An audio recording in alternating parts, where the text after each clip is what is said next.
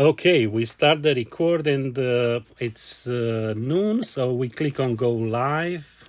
There are actually two buttons, go live twice, and we are live. All right, so this is the 10 event, the number 10, the magic number 10 event. And let's see who else is joining us here. I know we are live, but I do not see. All right, I think people are start joining us. I see Luciana. Okay, so the professor, I saw Gaston. So if you hear us, the people which are joining us from the audience, I'm trying to test the system to make sure you hear me. Can you do emoji? Click on one of those symbols on the react part so I can see that you hear us well. All right, perfect, awesome. So I see you hear us. So this is the event number 10 for the LinkedIn audio event. Call it From iSketch to AI Catch. And that means, I'm trying to do a doodle, a small drawing, which I'm expressing what I have in mind, and using AI, I'm trying to upscale that and get some really cool results. But with this event, we try to touch on many other things. So that will be the quick introduction for the event. With me, I have 4 invites. I have Arzu, I have Rastafa, I have also David and Stefan.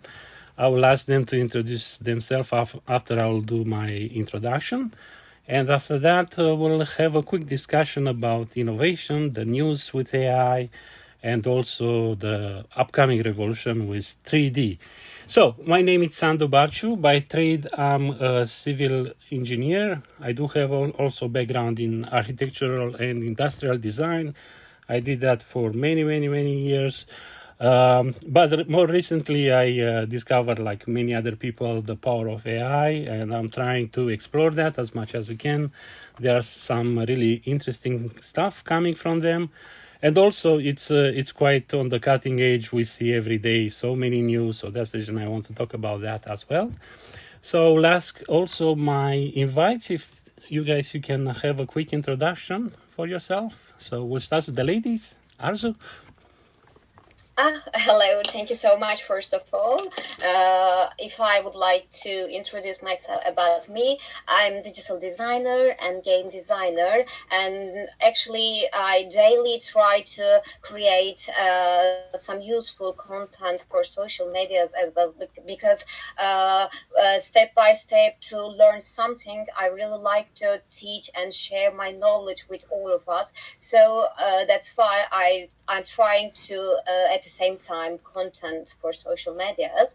And also I have a background as a graphic designer and architecture as well. So that's why actually if I would like to say that during my careers, I have always inserted my previous skills to the next skills. So this is my secret and my story, because you are going to ask for the next step, that innovation, but I just wanted to say this first sentence.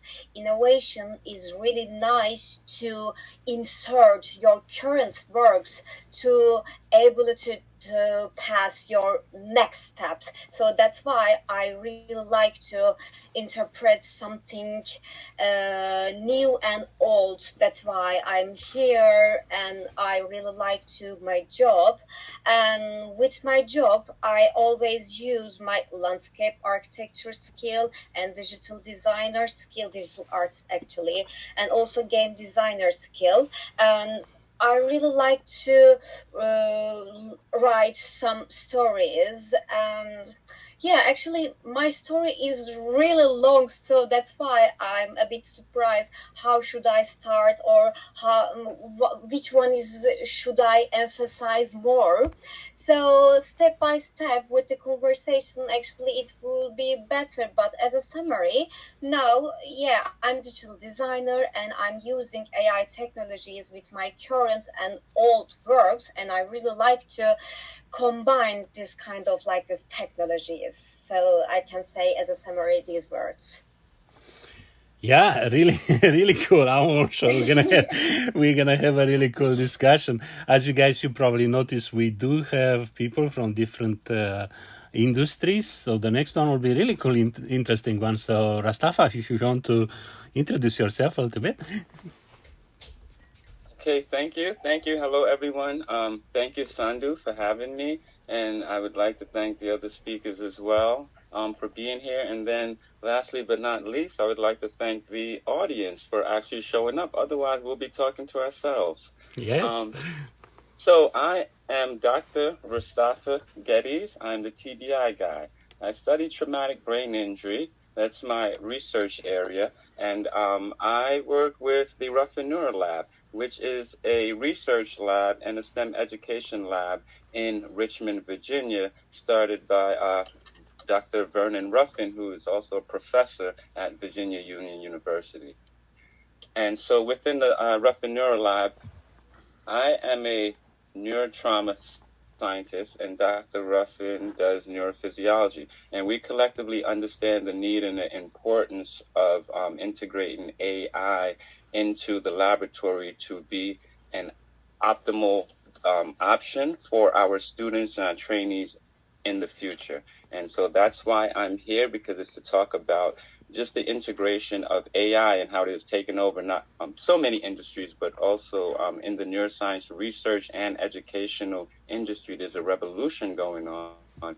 And so, yes, I'm here to talk about it and the importance that has to do with the human brain, which, you know, AI is based on the human brain. So it just makes sense. Thank you. Yeah, thank you very much, Dave. I know you are the prom master, so would you like to introduce yourself, please? Yes, thank you, Sandhu, for hosting this. Thank you guys for joining me on stage, and thank you everybody listening out there. My name is David Barona. I'm the founder and designer at Prompter Mag. Really a one-man show, right? Well, maybe not a one-man show, because it's me and my AI sidekicks, I guess. And I am really continuing down this journey of bringing out keywords that describe different art forms and that call out the specific aesthetic. Right now, I'm really heavily working on Midjourney, so that's really my focus. But I am really looking forward to all these different updates that are happening literally every single day. I'm looking forward to applying everything I know to my art. And I'm happy to be here and to answer any questions about the mag or about Midjourney or text-to-image prompting. And I'm just excited that you guys are so interested in what I'm making because I love doing it every single day.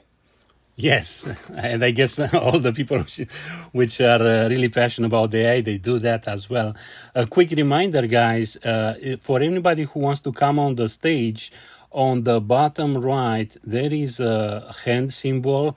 If you like to join us on the stage, feel free to click on that hand, which means the system is going to tell you that you like to come with us on stage. Feel free to do that. If the microphone is crossed, it means you are muted. So in order for us to hear you, probably you will need to unmute the mic. And the last invite which we have here with us on stage is Stefan. If you want to introduce yourself and chirper, please. Hi, yeah, thank you, Sandhu, and thank you everyone for joining as well. It's really exciting to be here. I've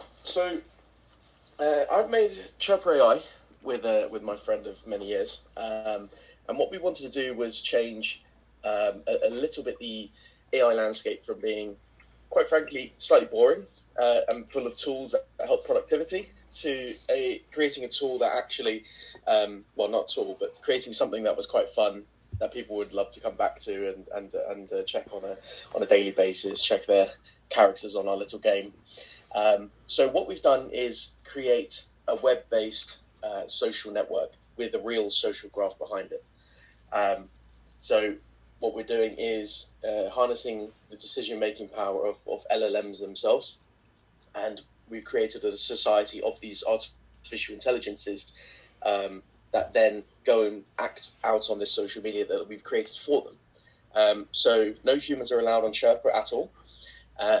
All the humans do is create the chirpers themselves, and then they give them any kind of personality they want. They can be, some people make themselves, some people make completely wacky fantasy characters, that you can't even think of until you've actually put pen to paper, or words on the screen rather. And then once these characters are created, we've given them full autonomy to go out and basically do whatever they want. So they have their own personalities, they have their own goals. They go and make friends, they make enemies, and we're constantly updating it to try and get it closer and closer to how people actually behave in the real world. So we've seen some early indications, like really solid indications, that actually these characters behave in a societal way very similar to how humans behave, which is quite interesting. But we're still trying to improve it more and more, giving them more things to do. We're developing, for example, a game where, like an actual 3D game where you can give them a house and, sort of play with them in sort of like a Sims way. So lots of exciting stuff happening. It's something which I can only explain by saying, well, just sort of check out yourself. That's the best way to see it. But it's very straightforward. Very exciting stuff. Yes, no doubt about it. I know. So basically, it's a social platform for AI, and definitely we can learn from that side as well. We did have our side discussions, with all the implication. What's fun for AI and what's fun for human, completely different things. So let's dive through the three parts. As you probably know, I'm dividing this event in three major parts. The first one will be talking about innovation and how we want to apply that, and I will ask my invites to talk about, and also with us on the stage is Darian as well. We're going to share the thoughts in a second, Darian. So that will be the innovation, the first part. The second will be related to the news, lots of news, especially Midjourney with the new pan option. I want to talk about that. I even enjoyed some cool videos which I did recently. And the third one will be on the 3D revolution, as I'm calling, basically how AI can help us developing faster the 3D. I do expect Blender to have a lot of plugins related to AI, and actually I found some of them. I want to share it with you. But let's start with the innovation part. The first thing, which, there were some celebration last week, and in Canada and US, the very nice days, and I try to have fun talking with some friends, and some of my friends, they asked me, hey, with all these developments, how do you think it's gonna go? It's only humans, and I explain, no, there are also platforms about AIs, and we learn from them. And he said, well, what about the animals and all that? I said, oh, well, we can do that too. So what I did, I actually record my cat's voice. I translate it with an app which is using also AI. And based on that, I kind of create the first image done by non-humans, basically taking the prompt from my cat and have some nice renders with that. And I said, oh, that's quite innovative, but at the same time, it's opened the window for people to kind of expand the way of thinking. The general AI is just a database information. AI is shoveling a database based on prompts. It's rearranging and is give you the outputs in a different form, and could be visual, audio, video, and so on. That means the AI itself is so complex, but those many branches, because it's based on the neural network, all those branches actually creates different interesting ways to see how AI could be used. And I'm just curious, from my invites, how do you guys use the innovative way for using AI? And let's start with Arzu. If you can share with us an innovative way which you use it in your workflow for AI.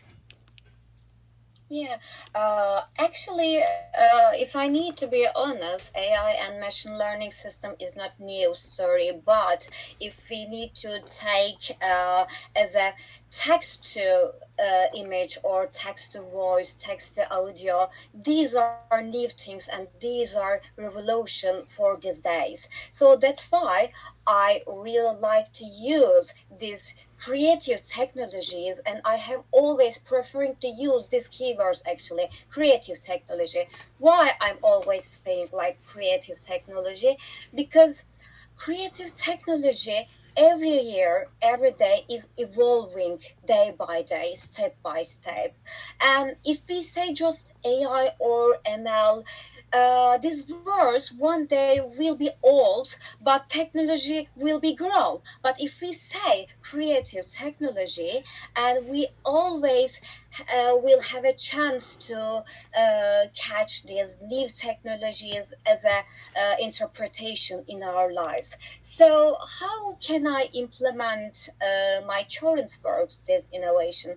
For example, I just remember my first years at my master many years ago, and I was studying at game design schools, and I have asked to my teacher, because I have showed Rafik Anadol's art, which he is using machine learning system in their arts, like media arts, and I have asked to my teacher, hey teacher, how he is creating these things, and he has explained to machine learning system. It was MATLAB's lessons, I remember that days. So until that day, I decided to use like this AI and machine learning system, because I just noticed that if you give right data in your current works, you can get perfect output. And I think it's like make a spell. So, for example, in my current works, probably you are going to on my YouTube channel, on my social media accounts,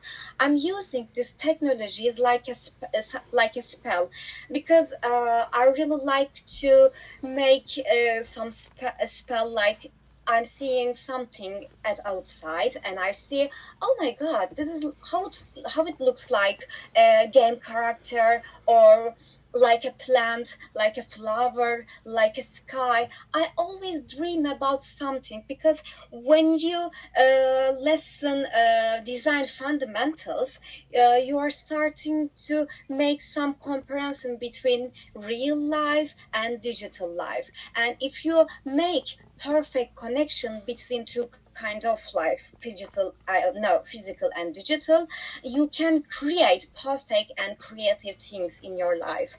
So that's why with Azul Creative MDS, with my small design studio, we are creating creative experiences. Why we are creating creative experiences?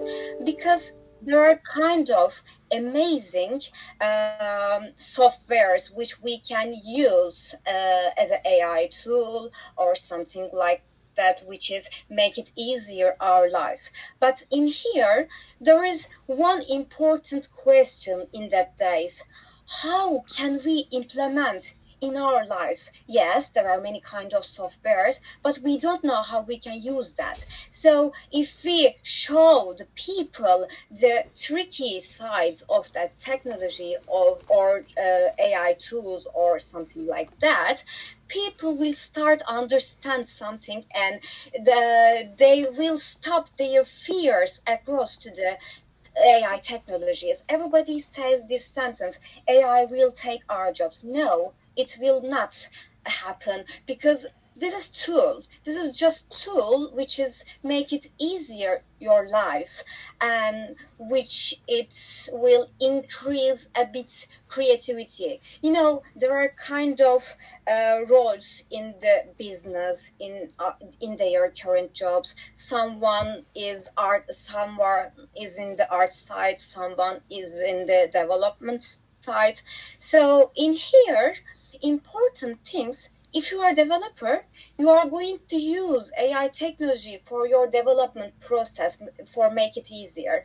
But if you are a designer, you are going to use these technologies to make your works more visualizer or creative to get in attention of the people. So I think I'm love with the technology and innovation, and if no one stop me, I can speak about till morning. So yeah, No, I think I need to stop it here because I cannot stop myself. no, it's good. It's good. Because Keep of going. innovation.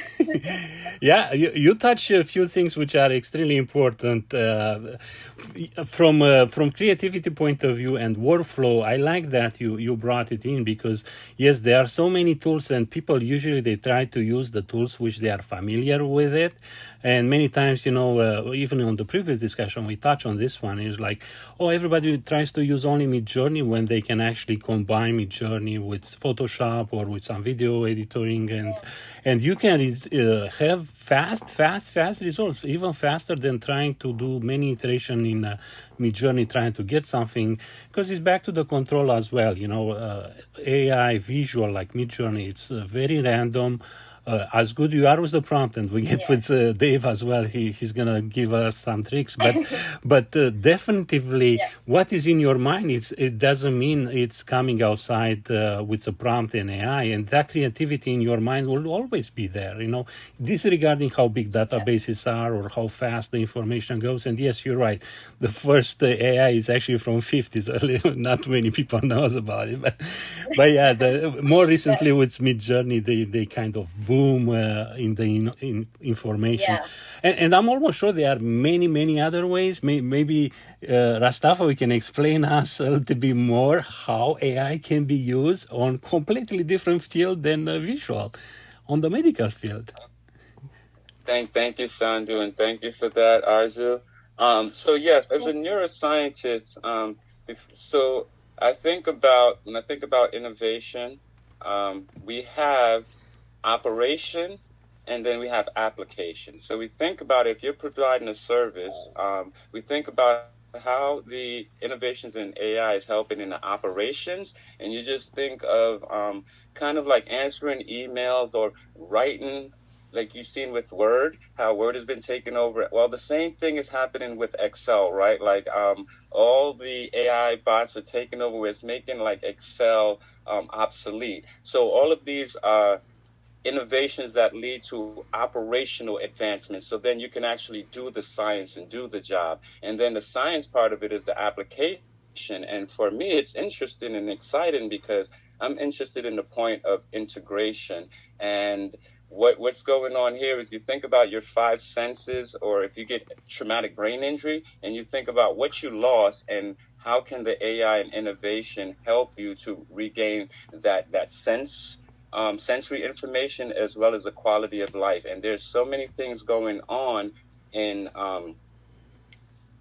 medicine, not only therapeutic medicine, but also in preventative medicine when it comes to AI. I'll give you a simple one as far as even thinking about seizure activity or even looking at the development of glaucoma. There's studies that's actually using AI that's looking at in the brain when you're having a seizure or prior to the seizure activity, which is neuronal, the neurons having hyper excitation. So a lot of activity, there are temperature changes that precede that. And you can use the AI to start to detect these temperature changes in different areas of the brain that are more likely to initiate this season or epileptic seizure cycle. And the same thing with the development of certain molecules in looking at glaucoma. And it's all over the place in emergency medicine as well as in longer term care. There's so many applications for really real time back and forth between the patient, the doctor, and the tool that they're using, which is AI. So it's a wonderful tool for the biomedical establishment, not only in treatment, but in education as well. No, that's definitely really interesting. I'm almost sure, from the listeners, if there are other people which can like to come on stage, feel free to raise the hand. We'll let also Dave and Stephen to give us some examples from their fields. But definitely, I really like to touch again on the medical side. So, David, on your side, I know you do France quite interesting. What the innovation way you want to use on your side? Well, the to me, it is definitely, the artistic part, the text to image part, and sort of that creative part is, in my opinion, kind of easier, because art, you can see something in pretty much every single generation. But right now, I'm trying to take everything I've learned from text to image prompting, and really apply it for business use, because that's really where I want to be in order to satisfy my clients. My background is in advertising and marketing, and I was a creative director for a long time, and I struggled trying to figure out how to use my resources wisely. I've been part of startups. And so a lot of times, you're bootstrapped, you don't have the money, and you can't get the assets that you want. You can't hire that photographer that you wanted to hire, and you have to settle for something maybe lower quality, or maybe you have to do it yourself, and you're not an expert, so it's not going to be as good. And so I'm trying to transition my prompt engineering skills that I've sort of developed through text to image, but really apply them to business cases. So my next frontier here is virtual assistants, and learning how to make basically custom chat bots that I can make using Llama or etc. And then go from there and branch out into the world of business, really. And I know that sounds way far away, like it's way far away from what I'm doing, but the reason I bring that up is that you, as an artist, you really can't succeed unless you know how to sell yourself, or unless you know how to appease the commercial expectations, because otherwise you're just making art and it's just staying in your bedroom and no one is going to see it, and you kind of end up a little bit in the shadows, if you don't know how to be commercially viable. And so I'm trying to pair my desire to make beautiful stuff with my drive to make a business out of it. And in order to do that, I've been using AI in every single area. For me, it always starts with ChatGPT. That's where I go to start my ideas flowing, and from there I start branching out into all kinds of different tools. For right now, Midjourney and some of the Stable Diffusion models are really my go-to when I'm creating imagery. But I want to state how important ChatGPT-4 has been through this entire journey, because without it, I wouldn't be able to be as fast. I definitely wouldn't be able to put out one of these issues every single day. And obviously without Midjourney, I wouldn't be able to do that either. Yeah. But it really starts with ChatGPT. A lot of times our heads are just so cluttered with stuff. It's hard for me to think about, all right, let me think about another subject. What am I gonna, how am I gonna approach this week? Is it going to be art forms? Is it going to be photography? Is it going to be lighting?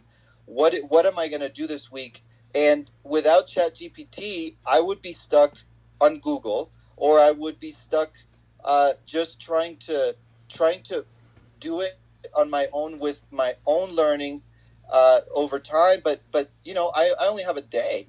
Once I get to the point where I can stack a lot of content, great. But I have to work with it every single day, and there's no way I could do any of this if it wasn't for AI. So all around, this project wouldn't exist if it wasn't for generative AI. Yeah, no, But no. yes, AI has been around for so long. Yeah, But, no, this no is doubt. Yes, no doubt. That is the inspiration. And in general, I think you're right. In general, for inspiration, you need to find a way and kind of explore and have that boost. And kind of we're gonna go toward Stefan. I was just curious. You just mentioned with the bots and AI, but I'm almost sure that could be experimented. If you have an idea, explain it, and the bot trying to kind of find sources for the inspiration and develop those things. I think there are so many open gates it, over there. Go ahead. it's like just one more thought.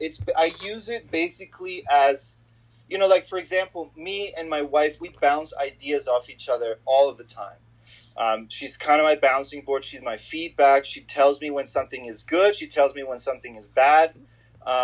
And she feeds me ideas with just her input, And sometimes I don't have my wife around all the time. I need a springboard. And ChatGPT 4 to me is kind of that assistant at times. And that is something that I really appreciate about it. No, definitely. Stefan, and we go after that to Darien and Nuwanka. Stefan, if you want to tell us the innovative ways of using the AI, particularly with Super, obviously. There are so many cool stuff there. Yeah. Yeah, absolutely. So, what I've sort of noticed over the last couple of years is the way AI is being used and the way the power of it is being harnessed is very on rails by even a lot of very complicated applications. And what I mean by that is we're framing how to actually instruct the AI in a very human way, which might sound a bit counterintuitive, especially because that's how companies like OpenAI tell you to talk to it. But what I mean is we don't let the AI make enough of their own decisions. We want them to process a lot of data and give us the best answer based on that training data that's behind it and the model that's powering it.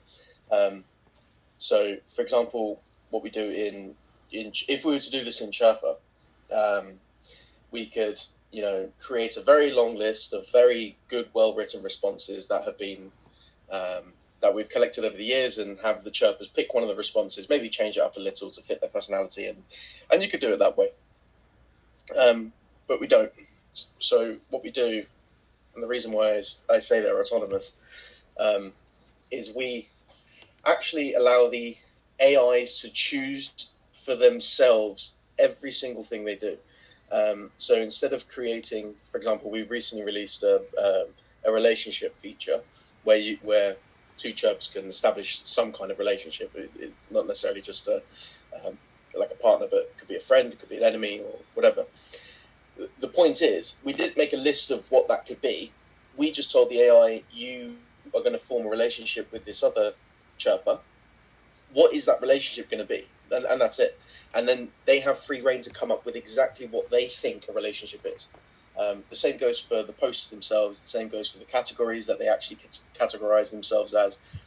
We let them make the decisions. So it's almost as if Chirp was almost as built as much by the LLMs as they are built by us. We just give the framework, essentially. But a lot of it is actually decided by them. Did you try to use one of them to do, for instance, a prompt, and after that to improve the prompt or to go further? Yeah, so they prompt themselves in a lot of ways, actually. The way some of the internal mechanisms, for example, we actually ask them to come up with a prompt that they themselves would achieve a goal with, and then they come up with it and prompt themselves. We feed that back into themselves, into the sort of model itself, rather. And then they will come up with a prompt that will get them to post something that they want to post. And want is a very important word here. We tell them, what would you like to do? What would you like to post about? Look for another chirper that you like. We don't explain what that means. We leave that up to the AI. It's maybe a chirper who's actually a bit of a troll. He likes to go around and annoy other people. What they think like means will be very different to what another chirper think like means, and therefore we leave it up to them. We just say, go find something you'd like to do. Tell us what you need. For example, needs are a thing as well. So tell us 8 things that you actually need. So a human Sherpa might need very different things to, an ogre or a sentient piece of toast or whatever. Yeah, or random thing right. exists on there. Will be we ask them, interesting. what do you need? Yeah, will be interesting to see the output, but also how the evolution goes. Because, as I said, I think at one time AI will influence the humans as well, especially on the younger generation. Yeah. Right now, they probably start using AI. And as I said, the prompt itself has to be succinct, fast, to the point. Maybe if the entire generation is doing that, in the long term, we'll see people which are far more well expressing themselves without too much fluff and stuff like that. We'll see how the things goes. Definitely cool. Exactly. Yeah. Let's go to Darian as well, and Nuanka as well. After Darian, we like to hear your feedback as well. Go ahead, Darian. Sure. I mean, the question is how is AI proving to be innovative, or how am I using it to be innovative? So it's a broad question. It's a good question. So it's great to be on the panel. Nice to see you all. And I guess the short answer to that question is, aside from that, I wouldn't be training people in using Midjourney without something like Midjourney being on the market. I'm also working on a number of projects that are all leveraging multiple AI tools to deliver commercial, artistic, and educational outcomes for clients. So some of the interesting ones that I'm kind of working on, they're in the early days at the moment. One, for example, is Photo Freak, or Light Frequency, which is almost like how to describe it? It's an innovative AI-powered storytelling platform that's in the process of launching, and one way that I'm helping with that is in terms of artwork, but also in an advisorial capacity as well. I'm doing some work with a few clients on some digital style sort of overlaps between fashion and both in the physical but also digital sense. And with Jericho McClellan, who's actually just joined, we're actually building how to describe it, both portal and productized process for helping to assist clients across those areas, so commercial, artistic, and educational, that leverages multiple tools from video and image creation to LLMs, large language and learning models, to really deliver speed, scale outcomes for different businesses, really, and different applications. So I'm not trying to sound too vague. That's kind of what I'm doing. And I think for me, the innovative aspect of those things is the ability to achieve those things at speed and at scale in a manner that previously wasn't really manageable. So I echo David's mention of GPT-4 and the impact that it's readily having on just the ability to realize and really siphon and direct ideas and intent very, very clearly and at scale that can then be delivered at scale. It's really exciting and continue. No doubt. The innovation in general comes from the tools which we got. There are so many tools coming on the market, and even with Midjourney, I'm almost sure soon we're gonna do verbal and use the natural language for the prompt, and you'll be even faster. But the other thing, again, it's the idea, as you mentioned, what is important is the idea. The realization of the idea will not be really a hamper that could be solved almost in real time. So fast, it's almost real time. The thing is, let's have ideas. So, yeah, let's. If I may, Yes, go ahead. I was just going to say, just as a free kind of bonus gift to people, because this is something that a lot of people don't try, and I think everyone should. I find it quite innovative. It's something that I don't see often employed, but with regard to Midjourney, one of the things that I love to do, that I haven't done in a while, but I did a lot early on, is the overlap between the two different sides of Midjourney, one being the photographic or photorealistic side, and the other being the Niji side, or the more animated, typically anime or Japanese-influenced style of animation. An approach that I took quite early on is exploring the overlap between those things, and I'd urge anyone who's curious to go and try it, because I think you can get some really interesting overlaps in terms of photorealistic elements occurring within animated pieces and vice versa, and that only really happens when you start taking images that you created in the photorealistic side of Midjourney and throwing them into Niji, and playing around with the parameters for how much influence they have, and then vice versa. And it's just, it's a cool style that very rarely gets used, and I think more people should use it. So Totally. give that away for free. Yeah, Niji Power. I always say Niji Power when I'm seeing a Niji on people posting on LinkedIn. Nuanka, thank you very much for waiting. And yes, David, go ahead. I think you have some comments. No, I'm just chiming in. The peanut gallery over here clapping for Darian's Niji comments. Yeah. All right. Nuanka, welcome to our event. Hi. Thank you so much for letting me speak here. So my offering is going to be a little different than the rest of you, because I'm not technically involved in the creative process. I'm representing one of the first, I would say, an ad agency that's basically fully functioning on AI at this point. They were formed by one of several of creative directors from companies like Nike and Adidas and McDonald's and Coke and all the other big names.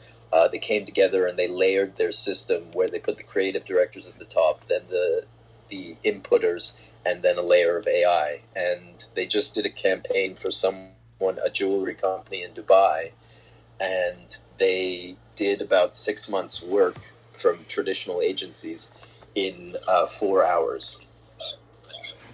So I mean, I'm helping them raise funds right now. But what I'm doing in the field, in the space of AI, is outside of the graphic elements. I'm trying to build an AI teacher that fundamentally, now there's interesting options in this space. Like Khan Academy came out with an AI that is sort of Aristotelian in a way, where when you ask it questions, it functions in a sort of philosophical or logical process. It doesn't just give you answers; it takes you through the lesson the way that a great teacher would. And I love that, and I love Khan Academy, but that's not exactly what I want to build. And there are other options on the market, like this one out of the Middle East. There's several. Obviously, everyone is trying to get into the education space, and I mean, it's huge, right? We're talking $10 trillion if you take all education and pool it together. So, but I mean, that's not money's not the end result here. Like, if knowledge can have the paywall removed from it, I think the ability of the human race to really excel 100% exponential. Yeah, right. Yes, I always said education should be free. Education should not be paid. Education should be free, always. I don't know. I don't know if it's necessarily free so much, but accessible. And yes, like money comes into play. Like, but there, if you can pay what you can afford, that makes something, because at the end of the day, someone has to pay for anything to exist, right? Whether you're getting it for free, the payment comes somewhere. So one day or somehow someone's putting that money in, unless we can change the entire world. And this is actually, I just had this discussion. I said to a person, the way we're going right now, AI will either be three things: utopia, dystopia, or the end of the world.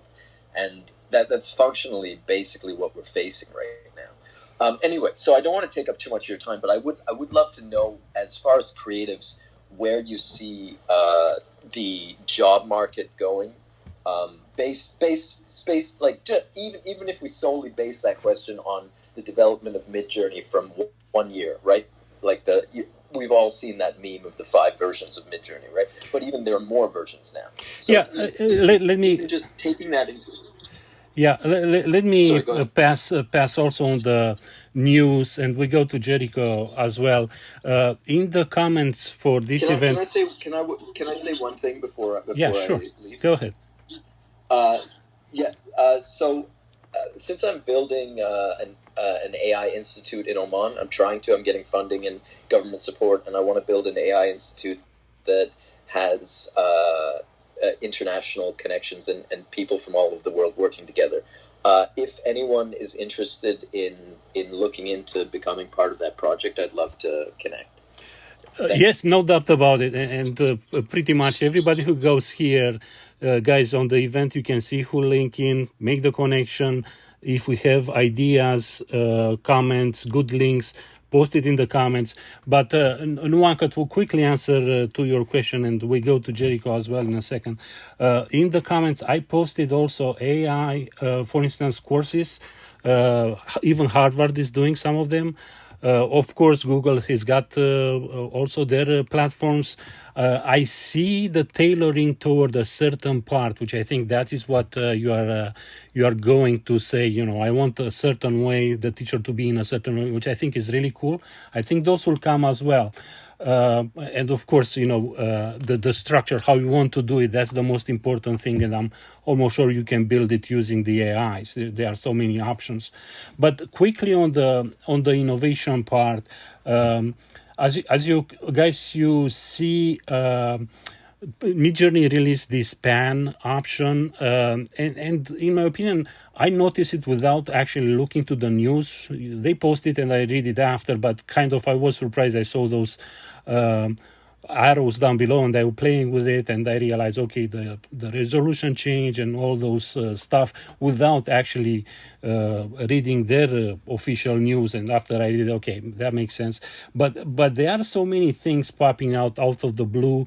And in the education, always I made that joke, you know, whatever we do is like a Swiss cheese, and you know, you don't have it, the foundation structure, layer after layer, no holes. And you know, I'm also an engineer, structural engineer, and I don't want holes in the structures.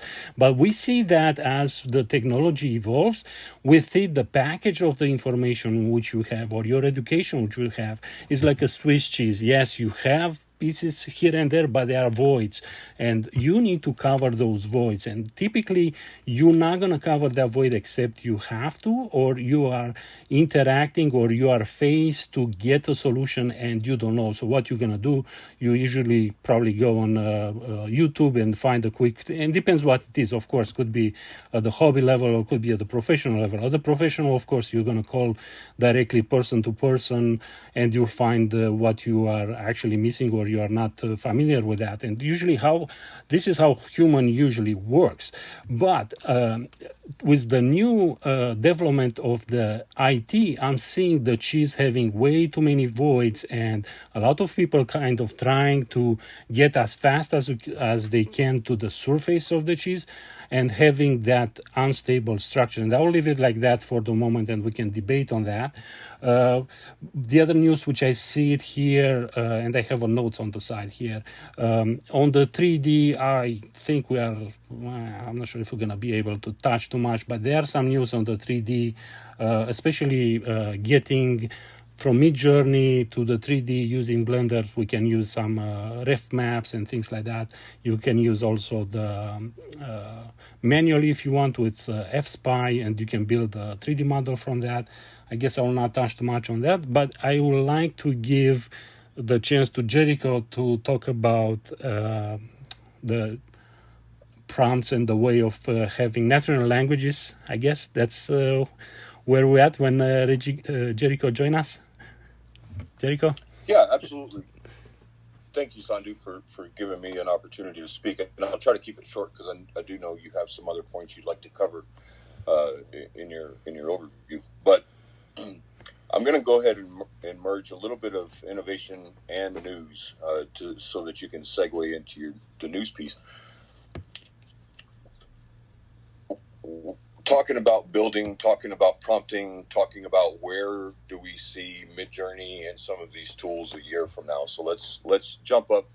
A lot of us, since the advent of at least AI as we all know it, usable on our devices, on our phones, Midjourney, things of that nature, it hasn't been a very long road to this point. But at the same time, it feels like it has been because so much happens all at once. And Iman Mustaq of Stability AI says that exact same thing. It's everything happening all at once everywhere, and that's exactly true. And because of that, it's very easy for us to kind of stay down in what I like to refer to as the tactical realm. What are we doing? How are we doing it? And with what tools are we doing it? But the future of innovation, you're starting to see jobs popping up all over the place of prompt engineers. Prompt engineers, this is a very lucrative position. And for anyone who knows AI tools and knows how to prompt AI tools, knows that there's a basic structure to prompting that is simple flow of the act or instruction, the context, the task or the question, the constraints, and any additional guidance. As long as you follow that basic structure when you're prompting, especially ChatGPT or your large language models, you're going to be okay. To get to your point of natural language processing and the conversation earlier about these language models, they're learning from each other, learning from themselves and learning from us all at the same time. It's this constant learning cycle with feedback loops throughout the entire process. Every time you like something, Stability gives you an opportunity to like or dislike. There's competitive things, gamification all over the Discord server. And it's all so that they can gain the feedback. The reason I say all of this is because natural language processing is developing to a point where you're not going to need prompt engineers probably 2 years from now. It's not going to be necessary. So all of this prompt engineer, workspace creating and all of this is all good, but it's very short term. The biggest thing that any one of us that's in the AI realm should be focused on right now, really, really, the biggest problem with humanity and how we can use AI adoption and integration to our benefit and maximize it is understanding how to formulate problems. If we understand how to understand what our problems are, then we can then reverse engineer that and say, okay, how do we prompt AI to give us creative solutions, innovative solutions? How do we query AI on how to help us brainstorm these solutions? Because we don't even know where to start. But humanity doesn't know how to find the problem. So we've got to get to the root of the problem by learning problem formulation.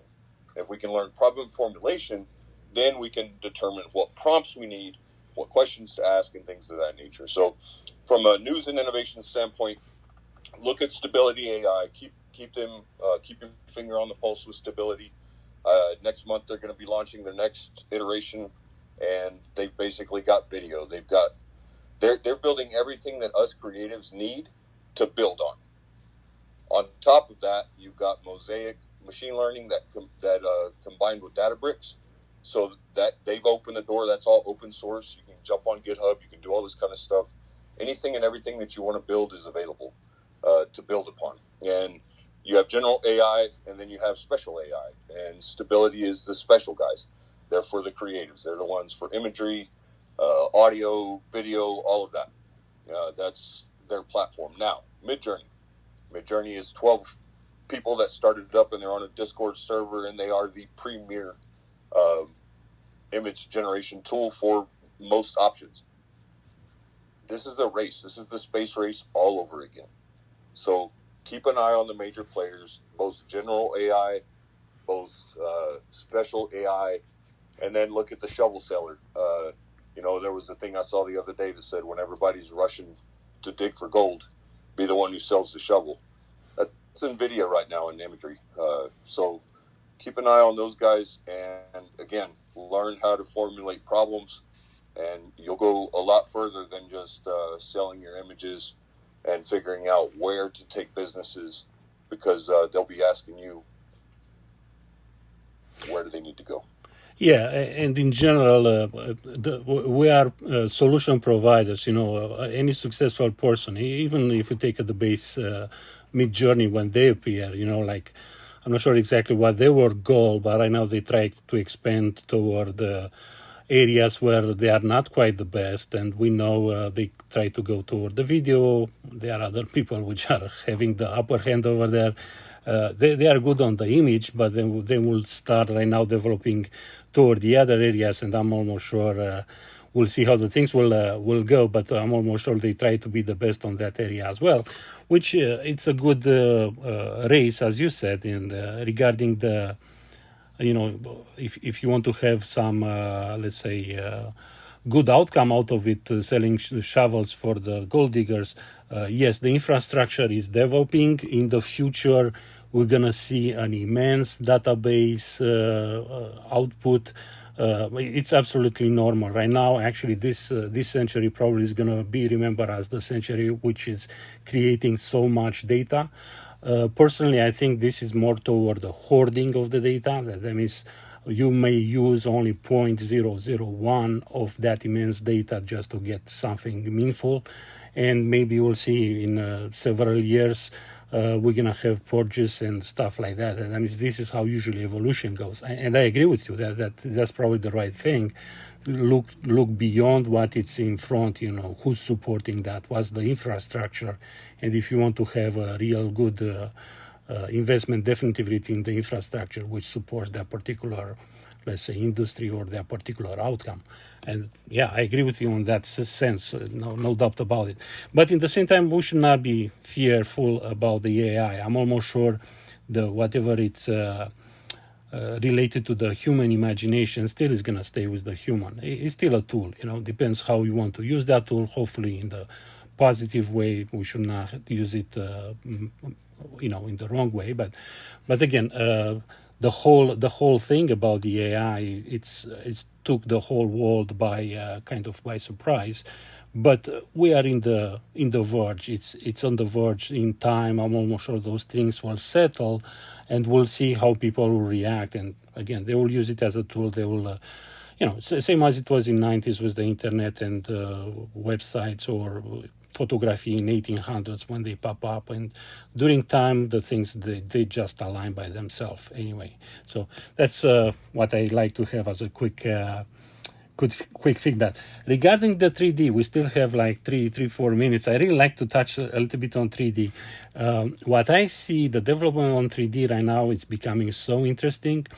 It's also related to the robotics. I see a lot of AI application, obviously VR as well, but I'm not really a big fan on the completely enclosed environment. I think the real environment with the AI/augmented environment, it's got far more possibilities rather than one which is working in a silo, enclose it like the VR itself. So I think there are far more good things to see and develop in time with the 3D.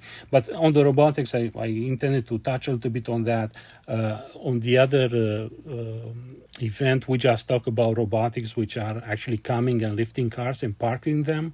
I see that application coming, and it's creating a huge database, which is going to help us, especially on conservative industries like construction, where I am.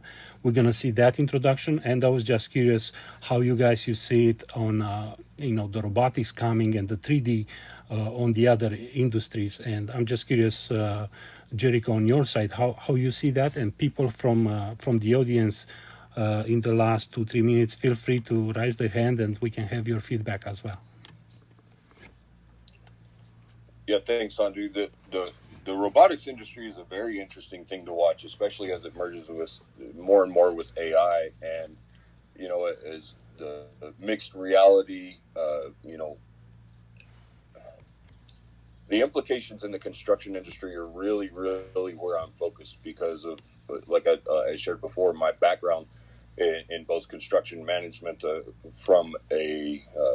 I've been a job site superintendent, I've been a project manager, I've been a director of operations and a general manager of construction companies.